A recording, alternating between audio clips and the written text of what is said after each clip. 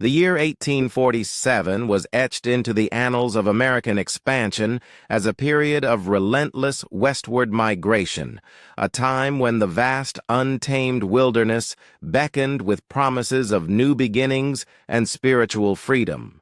For many, it was the call of Zion, the dream of establishing a new Jerusalem in the desolate yet sacred lands of the Great Basin.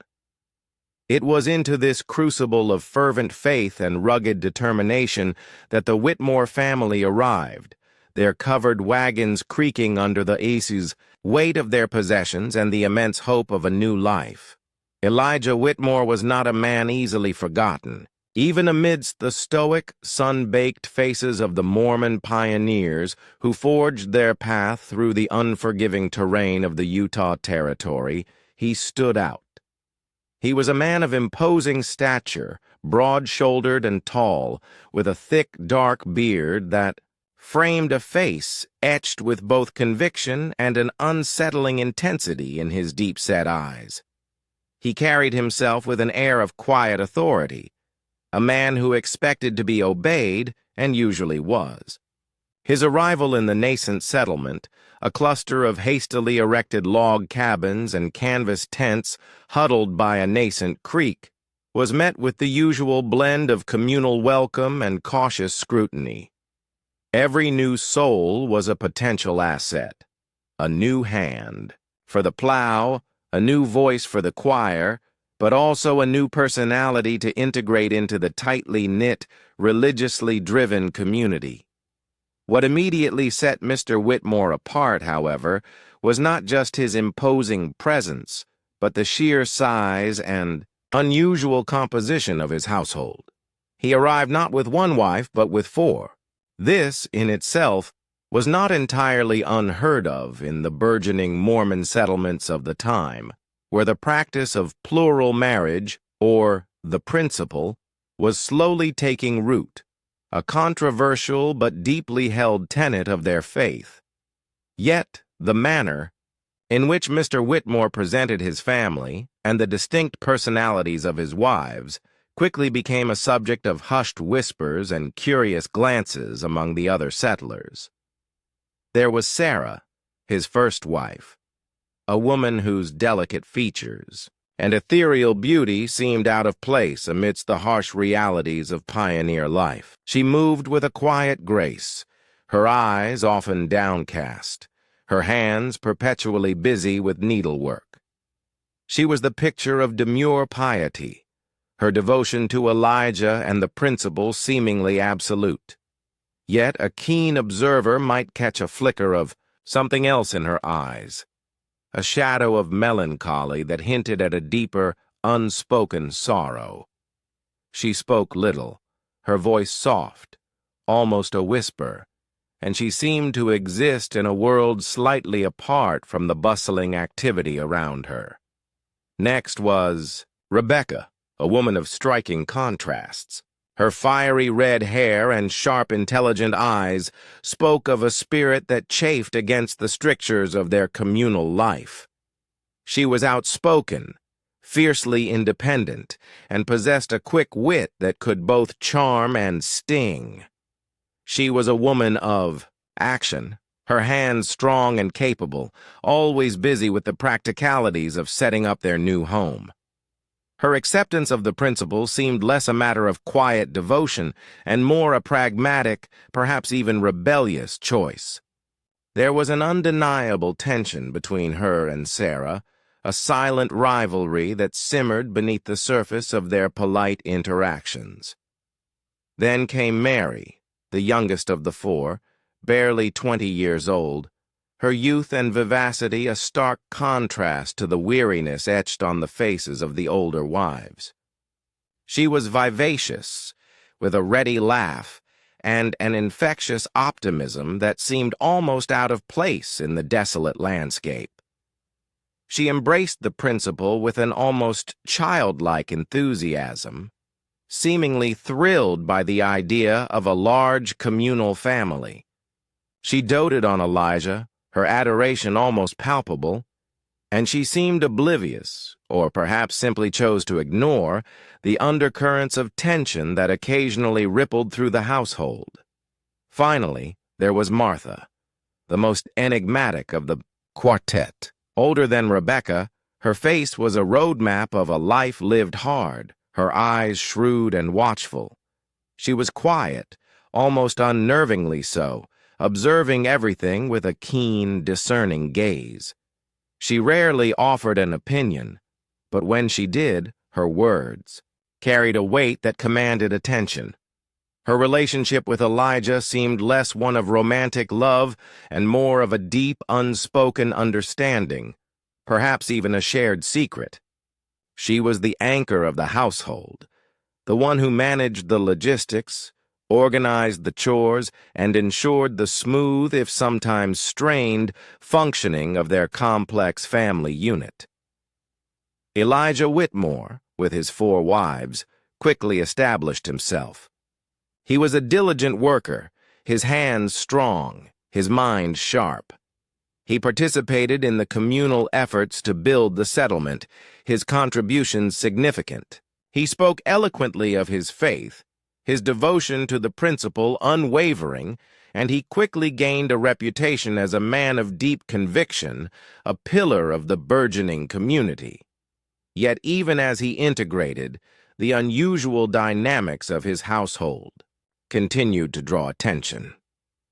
The other women of the settlement, accustomed to the challenges of plural marriage, nonetheless found themselves observing the Whitmore wives with a mixture of sympathy and curiosity. There was something about their collective demeanor, a subtle disharmony beneath the surface of their outward piety, that suggested a story far more complex than met the eye. The Whitmore homestead was a sprawling affair, a testament to Elijah's ambition and foresight. He quickly erected a sturdy log cabin, larger than most, with several adjoining rooms to accommodate his large family. He worked tirelessly, clearing land, planting crops, and establishing a small, thriving farm. The wives, each in their own way, contributed to the household. Sarah, with her delicate hands, managed the sewing and mending, her quiet presence a constant, if sometimes melancholic, hum. Rebecca, with her boundless energy, took charge of the cooking and preserving, her sharp wit occasionally cutting through the silence of their meals. Mary, with her youthful enthusiasm, tended to the small garden and helped with the lighter chores, her laughter occasionally echoing through the cabin. And Martha, the quiet anchor, managed the household finances, organized their supplies, and ensured that the complex logistics of their communal life ran smoothly. Despite the outward appearance of industry and devotion, an undercurrent of tension permeated the Whitmore household. It was not overt conflict, no shouting or open arguments, but a subtle, almost palpable strain that hung in the air like the dust motes in the afternoon sun. Sarah's melancholic silence seemed to deepen with each passing day, her gaze often drifting to the distant mountains as if seeking an escape. Rebecca's sharp wit seemed to grow sharper, her comments occasionally laced with a barely concealed resentment. Mary's youthful exuberance, while still present, sometimes felt forced, a desperate attempt to maintain a facade of happiness. And Martha, ever watchful, seemed to absorb the unspoken tensions, her silence becoming less enigmatic and more burdened. Elijah, seemingly oblivious to these subtle shifts, continued to preside over his household with an air of benevolent authority. He treated each wife with a formal courtesy, a patriarchal affection that seemed to satisfy the requirements of the principle. Yet there was a detachment in his gaze, a subtle distance that suggested his mind was often elsewhere, perhaps consumed by the grander vision of Zion or by secrets he kept hidden even from his closest companions. As the first harsh winter winds began to sweep through the Utah territory, bringing with them the promise of isolation and hardship, the Whitmore family settled into their new home. The initial curiosity of the villagers began to wane, replaced by the daily struggle for survival in the unforgiving landscape. But the subtle tensions within the Whitmore household continued to simmer, unseen by the outside world, yet felt by those within. The stage was set for a mystery that would soon unfold, a mystery rooted not just in the harsh realities of pioneer life, but in the complex, often hidden lives of Mr. Whitmore and his 4 wives. The seeds of discord had been sown, and the unforgiving land of Zion's embrace was about to witness a drama far more profound and macabre than any settler could have anticipated. The first winter in the Utah Territory descended upon the nascent settlement with a brutal, unforgiving ferocity. Snow fell relentlessly, blanketing the desolate landscape in a thick, silent shroud, isolating the small cluster of cabins and tents from the rest of the world. Survival became the paramount concern. A daily struggle against the biting cold, dwindling supplies, and the ever-present threat of starvation. For the Whitmore household, the harshness of the elements seemed to amplify the subtle tensions that had simmered beneath their outward piety. The close confines of the large log cabin, meant to foster communal living, instead became a crucible, intensifying the unspoken rivalries and hidden resentments among Elijah's 4 wives. Sarah, the first wife, grew increasingly withdrawn. Her already melancholic silence deepened, her delicate features becoming almost ethereal against the stark backdrop of the winter landscape. She spent hours by the small flickering fire, her needlework forgotten in her lap, her gaze fixed on the dancing flames as if seeking answers in their unpredictable movements. Her quiet presence, once a gentle hum, now felt like a heavy weight in the cabin, a silent accusation. Rebecca, the fiery redhead, found her sharp wit turning brittle. The endless chores, the constant proximity to her co-wives, and the gnawing hunger for fresh food seemed to chafe at her independent spirit. Her frustration often manifested in cutting remarks, aimed subtly at Sarah's perceived fragility or Mary's youthful naivete, though never directly challenging Elijah's authority. She often sought solace in the solitude of the small, adjoining kitchen, her hands kneading dough with an almost desperate energy. Mary, the youngest, struggled most visibly with the harsh realities of pioneer life. Her infectious optimism began to wane under the relentless grip of winter. The constant cold, the monotonous diet, and the palpable tension in the cabin slowly eroded her vivacity. Her ready laugh became rare, replaced by a forced cheerfulness that barely masked a growing fear in her wide, innocent eyes. She still doted on Elijah, but her adoration now seemed tinged with a desperate need for reassurance, a yearning for the carefree life she had left behind. Martha, the quiet anchor, remained outwardly composed, her shrewd eyes missing nothing. She managed the household with an unwavering hand, rationing supplies, organizing chores, and mediating the unspoken conflicts with a quiet authority that none dared to challenge. Yet, even her stoic demeanor seemed to crack under the strain. Faint lines of exhaustion appeared around her watchful eyes, and her silence grew heavier, more burdened. Elijah Whitmore, seemingly oblivious to the escalating emotional turmoil within. His household continued to preside with an air of detached authority. He spent his days tirelessly working the land, chopping wood, and ensuring the survival of his family, his focus entirely on the practical demands of their new life. He would read from the scriptures each evening, his deep voice resonating with unwavering faith, but his gaze often seemed to pass through his wives, never truly meeting their eyes, never truly acknowledging the silent suffering that permeated their home. His mind, it seemed, was consumed by the grander vision of Zion, or by secrets he kept even from himself. The first incident occurred during a particularly brutal blizzard in late January. The snow fell so thick and fast that visibility was reduced to mere feet, and the wind howled like a banshee, rattling the very foundations of the cabin.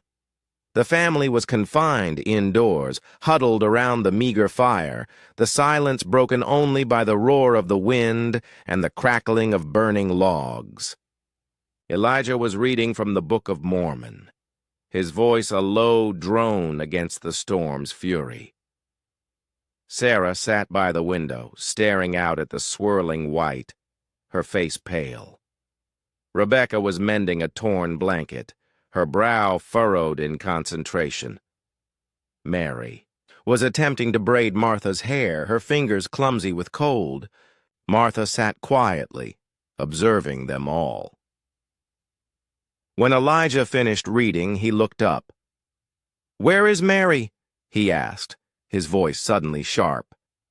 A chill swept through the cabin, colder than the winter air outside. Everyone looked around. Mary was gone. Her half-braided hair still lay in Martha's lap, a single loose strand of golden brown. Her small wooden comb lay on the floor beside Martha's chair. There was no sound, no sign of a struggle, no open door or window. She had simply vanished.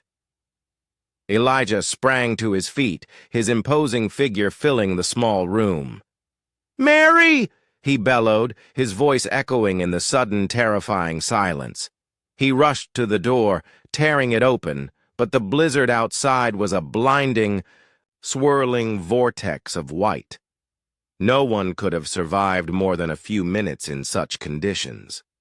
Sarah gasped, clutching her chest, her eyes wide with a terror that finally broke through her melancholic shell.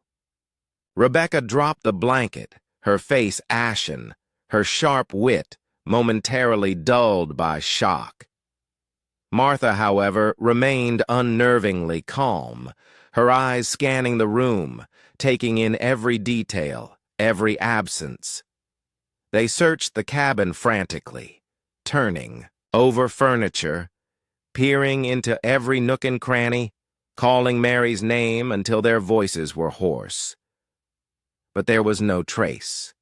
It was as if she had simply evaporated into the frigid air. The other wives looked at each other, their faces reflecting a mixture of disbelief and dawning horror. How could someone vanish from a locked, sealed cabin in the middle of a blizzard? Elijah, his face a mask of grim determination, refused to believe the impossible. "She must have wandered out," he insisted, though the words sounded hollow even to his own ears. Perhaps she was disoriented. He bundled himself in thick furs and ventured out into the storm, calling Mary's name until his voice was lost to the howling wind. He returned hours later, covered in snow, his face frozen, his eyes filled with a desperate, unspoken defeat. There was no sign of her. The disappearance of Mary, the youngest and most vivacious of Elijah's wives, sent a ripple of unease through the small settlement, even amidst the daily struggle for survival. The other settlers, hearing the news, offered their condolences, but privately they whispered. How could a person simply vanish from a locked cabin? Some spoke of the unforgiving wilderness, of wild animals, or of the harsh realities of pioneer life. But others, those with a keener sense of the unspoken, felt a cold dread that went beyond the natural dangers. They remembered the subtle tensions within the Whitmore household, the quiet melancholy of Sarah, the sharp wit of Rebecca, the enigmatic silence of Martha. Within the Whitmore cabin, the atmosphere became even more oppressive. Sarah's melancholy deepened into a profound, silent grief. She would sit for hours, staring at the spot where Mary had last been seen, tears silently tracking paths down her delicate cheeks. Rebecca's sharp wit turned into biting sarcasm, her resentment now openly directed at Elijah, though never voiced directly. "A good husband protects his flock," she would mutter, loud enough to be heard, her eyes flashing with accusation. Martha, ever watchful, said nothing, but her gaze seemed to follow Elijah, a silent, discerning scrutiny that made him subtly shift under its weight. Elijah, outwardly stoic, felt the weight of the unspoken accusations. He redoubled his efforts on the farm, working from dawn till dusk, pushing himself to the point of exhaustion, anything to escape the silent judgment of his remaining wives and the haunting absence of Mary. He spoke of God's will, of trials and tribulations, but his eyes held a flicker of something else, something akin to fear, or perhaps a terrible, hidden knowledge. The mystery of Mary's disappearance remained unsolved, a chilling enigma that cast a long shadow over the Whitmore household and, indeed, over the entire nascent settlement. The unforgiving land of the Utah Territory had taken many lives, but never in such a fashion. The first seed of discord had blossomed into a profound, unsettling question, and the stage was set for the unfolding of a macabre drama that would test the faith, the sanity, and the very bonds of family. In the isolated embrace of Zion, the disappearance of Mary, the youngest and most vibrant of Elijah Whitmore's wives, cast an immediate and profound pall over the already strained household. The brutal Utah winter, which had once seemed the most formidable adversary, now felt like a mere backdrop to the chilling enigma that had invaded their home. The log cabin, once a symbol of Elijah's ambition and a supposed haven of faith, transformed into a silent, suffocating cage, amplifying the unspoken fears and simmering resentments among the remaining wives. Sarah, the first wife, already prone to melancholic introspection, retreated further into herself. Her delicate hands, once busy with needlework, now lay idle in her lap, her gaze perpetually fixed on the empty space where Mary had last been seen. Her grief was a silent, pervasive presence, a heavy shroud that seemed to absorb all light and warmth.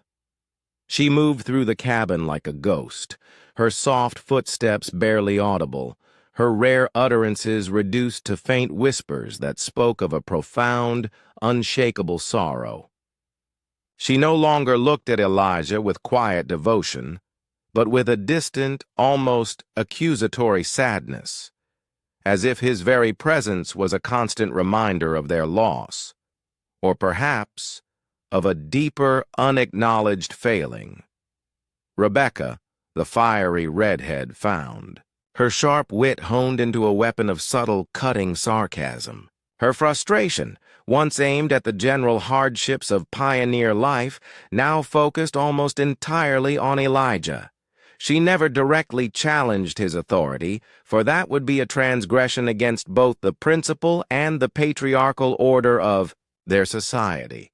Instead, her barbs were veiled, her comments laced with thinly disguised contempt for his perceived inability to protect his family. "A shepherd watches his flock closely, lest a lamb stray," she would remark, her eyes flashing, with a dangerous glint as she meticulously prepared their meager meals. Her boundless energy, once channeled into practical tasks, now seemed to vibrate with an almost restless agitation, an unexpressed fury that sought an outlet. She spent more time in the kitchen, its small confines a temporary escape from the oppressive atmosphere of the main living area, her hands kneading dough with a frantic, almost violent rhythm. Martha, the quiet anchor, remained the most enigmatic. Her shrewd eyes missed nothing, observing the subtle shifts in Sarah's grief, Rebecca's resentment, and Elijah's increasingly strained stoicism. She continued to manage the household with an unwavering hand, ensuring that chores were done, supplies rationed, and a semblance of order maintained. Yet her silence, once a sign of her composed nature, now felt heavy, burdened by unspoken thoughts and a profound, discerning scrutiny that seemed to follow Elijah's every move. She would often catch his eye, and in that brief, unspoken exchange, Elijah would subtly shift, as if her gaze saw too much, understood too deeply. Martha's lines of exhaustion deepened, and she began to spend hours gazing out the window at the swirling snow, her face unreadable, her thoughts locked away behind a mask of stoic endurance. Elijah Whitmore, despite his outward display of unwavering faith and patriarchal authority, was not untouched by the tragedy. The disappearance of Mary had chipped away at his formidable composure, leaving cracks in his carefully constructed facade. He redoubled his efforts on the farm, working from dawn till dusk, pushing his body to the point of exhaustion.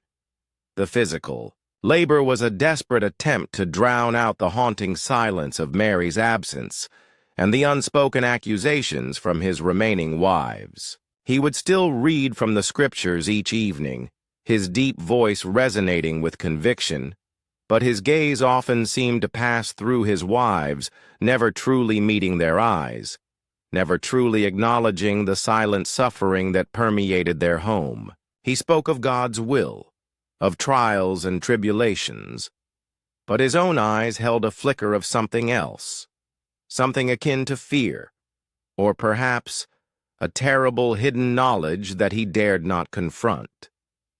He began to sleep less, his nights plagued by restless dreams and the chilling memory of Mary's vanished presence. The small settlement, isolated by the relentless blizzard, was rife with whispers. The story of Mary's impossible disappearance spread from cabin to cabin, fueled by fear and morbid curiosity. The other settlers, accustomed to the harsh realities of pioneer life, found this particular tragedy unsettlingly unique. Wild animals, exposure, even accidental wanderings were plausible in the unforgiving wilderness, but vanishing from a locked cabin in the middle of a blizzard defied all logic. Some spoke of malevolent spirits, of ancient curses upon the land, or of the dangers of straying from the path of righteousness. Others, those with a more cynical bent, whispered about the complexities of plural marriage, suggesting that the tensions within the Whitmore household had finally boiled over in a way no one could comprehend. The collective gaze of the community, once merely curious, now held a distinct edge of suspicion, directed squarely at Elijah Whitmore and his remaining wives. As the weeks dragged on, the cabin became a pressure cooker.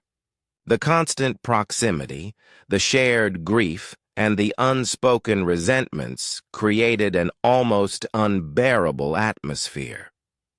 One frigid afternoon, as Sarah sat by the fire, her silent tears a constant presence, Rebecca's patience finally snapped. "She wouldn't have just left," Rebecca said, her voice low and tight without looking at Sarah. "Not in that storm. Not Mary." Her words hung in the air, a direct challenge to Elijah's narrative of disorientation. Elijah, who had been sharpening a knife by the hearth, paused, his movements suddenly still. "God works in mysterious ways, Rebecca," he said, his voice clipped, his back to her. "Mysterious indeed," Rebecca retorted, her voice rising, finally breaking the fragile peace. As mysterious as a locked door with no key, as mysterious as a body that leaves no trace. She stood up, her eyes blazing directly, confronting Elijah's broad back. What happened to Mary, Elijah? What truly happened? Elijah slowly turned, his imposing figure casting a long shadow in the dim light of the cabin. His deep-set eyes, usually intense, now held a cold, unyielding stare. "You question the Lord's will, Rebecca?" he asked, his voice low, dangerously calm. "You question your husband?" Rebecca faltered for a moment, the weight of his authority pressing down on her, but the grief and fury had built too long. "I question what my eyes tell me, Elijah, and my eyes tell me that Mary did not simply wander out." Martha, who had been silently observing, finally spoke, her voice quiet but firm. "Rebecca, enough!" Her words, usually so effective, held little sway in the charged atmosphere. Suddenly, a gust of wind howled through the cabin, rattling the window panes with unusual force. The fire in the hearth flared wildly, casting erratic, dancing shadows that seemed to writhe on the walls. A small, intricately carved wooden bird, a gift Mary had brought with her from her childhood home, which sat on a shelf above the fireplace, suddenly trembled, then toppled to the floor, shattering into several pieces. Everyone froze. The wind outside seemed to die as suddenly as it had risen.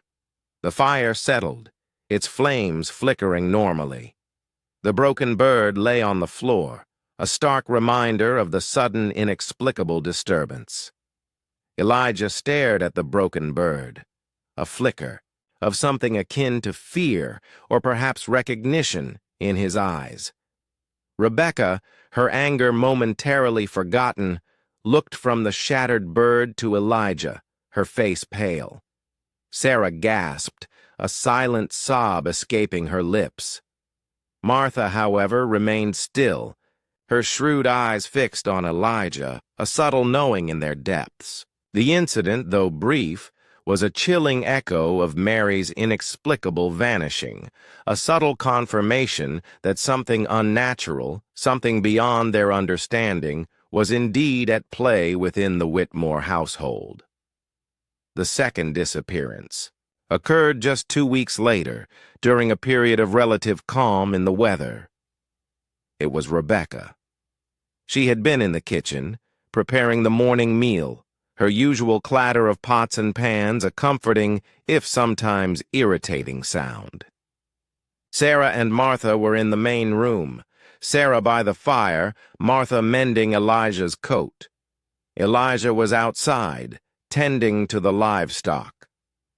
Suddenly, the clatter from the kitchen ceased. A profound, unnatural silence descended upon the cabin, a silence far more terrifying than the usual quiet. Sarah and Martha exchanged a glance, a shared sense of dread tightening in their chests. Martha, ever pragmatic, rose and walked to the kitchen doorway. The kitchen was empty. The fire in the hearth was still burning, a pot of water simmering gently over it. A half-peeled potato lay on the cutting board, the knife beside it. Rebecca's apron was draped over a chair. But Rebecca herself was gone. No sound, no sign of struggle, no open door or window. Just the same unnerving tidiness, the same inexplicable absence. Sarah screamed, a raw, guttural sound that tore through the silence of the cabin. Elijah, hearing her cry, rushed inside, his face grim. He saw the empty kitchen, the half-prepared meal, and the terror in Sarah's eyes. He knew. Another one. The remaining wives looked at each other, their faces etched with a horror that transcended words. 2 of them gone. vanished into thin air, leaving no trace. The mystery was no longer confined to Mary. It had claimed Rebecca, too. The suspicion in the settlement would now turn to outright fear, and the whispers would grow louder, more desperate. Elijah Whitmore, with his 2 remaining wives, was now at the heart of a macabre enigma that threatened to consume them all. The figures that emerged from the hidden opening in the log wall were not merely apparitions. They were the terrifying, ethereal forms of Mary and Rebecca, shimmering faintly in the dim cabin light. Their features, once distinct and familiar, were now indistinct, almost translucent, yet their eyes, wide, dark, and holding a profound ancient knowing, were undeniably theirs and utterly alien. They did not walk but glided, their feet not touching the floor, their presence radiating, an intense cold that made the very air in the room drop sharply. The cloying, sweet scent, the harbinger of their arrival, now filled the cabin, thick and sickening. Sarah, the first wife, who had been teetering on the brink of catatonia, let out a choked sob, her body trembling violently. Her eyes, once vacant, now held a raw, primal terror as she stared at the spectral forms of her co-wives. This was not the grief of loss. This was the horror of facing the impossible, the return of the dead in a form that defied all understanding. Elijah Whitmore, the imposing patriarch, was utterly broken. His rifle lay forgotten on the floor, a useless piece of metal against the supernatural. His face, usually a mask of grim determination, was now a mask of pure, unadulterated terror. He stumbled backward, pressing himself against the far wall, his eyes wide and unblinking, fixed on the 2 ethereal figures. In their profound, knowing gaze, he saw not his vanished wives, but something else entirely, something ancient, something powerful, something that had been waiting beneath the unforgiving land of Zion's embrace, and had finally come to claim its due. The truth of the vanished wives was about to be unveiled, and it was far more terrifying than any pioneer could have ever imagined. Martha, the quiet anchor, remained unnervingly still. Her shrewd eyes, though shadowed by fear, held a profound, terrible understanding. She had suspected, she had watched, and now the horrifying truth was laid bare before her. She saw not just Mary and Rebecca, but the chilling presence that animated them, the unseen force that had taken them and now presented them as spectral heralds. Her gaze shifted from the ethereal figures to Elijah, and in her eyes there was no longer just suspicion, but a dawning, terrible realization of his complicity, or perhaps his profound, unwitting involvement. The spectral forms of Mary and Rebecca glided silently towards Elijah, their movements synchronized, their dark, knowing eyes never leaving his face. They did not speak, but a faint, almost imperceptible whisper seemed to emanate from them, a sound that resonated not in the ears, but directly in the mind. It was a chorus of voices, fragmented and echoing, yet undeniably the voices of Mary and Rebecca, speaking not in words, but in pure, unfiltered thought. "You brought us here, Elijah." The thought echoed in his mind, cold and clear. "To this place of hunger." Elijah whimpered, a pathetic sound that escaped his throat. He tried to speak, to deny, to pray, but no words came. His tongue felt thick and useless. "The land remembers," another thought resonated. This one with Rebecca's fiery essence. "The ancient ones, they stir beneath the soil. You disturbed their sleep." As they drew closer, the cold emanating from them intensified, making Elijah's teeth chatter uncontrollably. Their translucent hands, shimmering faintly, began to reach out towards him. He felt a profound, chilling dread, a sense of his very essence being drawn towards them, towards the unseen force that animated them. Martha, witnessing this terrifying tableau, felt a surge of desperate clarity. She remembered the whispers in the settlement, the tales of ancient curses upon the land, dismissed as mere folklore. She remembered Elijah's strange intensity, his unwavering focus on this particular patch of desolate land, his ambition to build Zion here. She remembered the subtle tensions, the unspoken resentments among the wives, the way Elijah had seemed oblivious to their suffering, and she remembered the small, intricately carved wooden bird that had shattered, an echo of Mary's vanishing. This was not a curse on the land. It was the land itself, or something ancient within it, reacting. She looked at Sarah, who was now huddled in a fetal position, rocking herself back and forth, lost in a silent abyss of terror. Sarah was beyond help, her spirit already broken. Martha knew she was next, or Elijah was. She had to understand, to find a way to stop this, even if it meant confronting the terrifying truth. She focused on the spectral figures, on their eyes, those profound, knowing eyes. She projected her own thoughts, not of fear, but of inquiry, of desperate understanding. What do you want? What is this? The whispers in her mind intensified, a cacophony of voices. But now a new voice emerged, clearer, older, resonating with a terrible, ancient power. It was not Mary's nor Rebecca's, but something far more vast, far more profound. We are the memory of the land, the ancient voice resonated in Martha's mind, cold and dispassionate, the consciousness of this place. He disturbed our slumber. He brought you here, offerings to our awakening. Martha's blood ran cold. Offerings. Elijah had not just chosen this land for Zion, he had, perhaps unknowingly, chosen it for another purpose, a purpose far more sinister.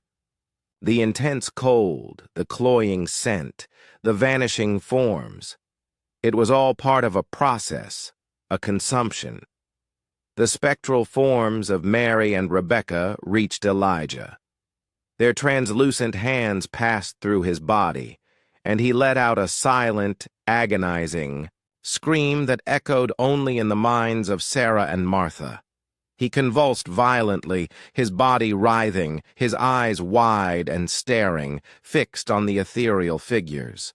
His skin seemed to shimmer, to grow translucent, his form blurring, becoming indistinct. He was being consumed, absorbed, just as Mary and Rebecca had been. Sarah, witnessing Elijah's silent agony, let out another choked sob, her body shaking uncontrollably. She was witnessing the final terrifying act of the macabre drama that had consumed her family. Martha, however, watched with a grim, terrible fascination. She felt the profound, ancient presence of the Old One, the consciousness of the land, drawing Elijah into its vast, collective being. She saw his features fade, his imposing stature dissolve into a swirling vortex of shimmering light and shadow. In moments he was gone, absorbed completely, leaving behind only the cold, empty space where he had stood. The ancient voice resonated in Martha's mind once more, this time with a chilling finality. The offering is complete, the balance restored, the slumber returns. Mary and Rebecca, their ethereal forms shimmering, began to recede. They glided backward towards the hidden opening in the wall, their forms growing fainter, more translucent, until they were mere wisps of light and shadow. They passed through the opening, and with a soft, almost imperceptible groan, the section of the log wall slid back into place, sealing the dark passage, leaving no trace of its existence. The cloying, sweet scent vanished. The intense cold receded. The cabin was plunged into a profound, echoing silence, broken only by Sarah's ragged, terrified breathing and the quiet crackle of the fire. Elijah was gone, vanished, just like Mary and Rebecca. Martha stood motionless, her eyes fixed on the now seamless log wall. She was the last one, the silent witness to a truth so profound, so terrifying, that it would forever haunt her. The old one, the ancient consciousness of the land, had claimed its due. Elijah, in his ambition, in his desire to build Zion on this particular patch of earth, had unknowingly disturbed an ancient power, and his wives, and finally himself, had paid the ultimate price. The Utah winter continued its relentless assault, but within the cabin a new, chilling silence had settled. Sarah remained in her state of catatonic terror, her spirit irrevocably broken. Martha, the last remaining wife, knew the truth. She was alone, the sole guardian of a macabre secret, left to live with the haunting echoes of the vanished, and the profound, terrifying knowledge of what truly lay beneath Zion's embrace. Years passed. The Whitmore homestead became a place of legend, avoided by the wary settlers. Martha lived out her days in silent vigilance, her shrewd eyes ever watchful, her presence a quiet sentinel against the unseen forces she now understood.